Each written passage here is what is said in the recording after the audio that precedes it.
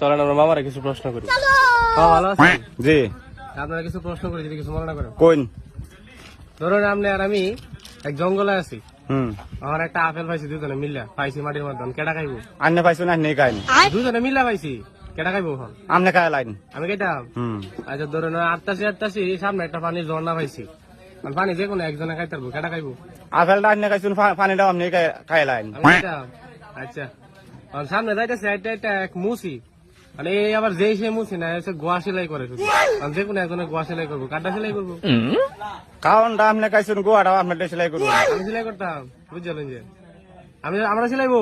হ্যাঁ। আচ্ছা দেন, সামনে আটটাছি সামনে এক রাক্ষস, এক গোয়ামে কাড্ডা মারবো। আমার তো গোয়া ছিল, আমি কাড্ডা মারবো।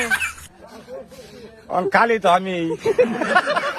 এটা মজ কর দি, মজ কর দি বাবা।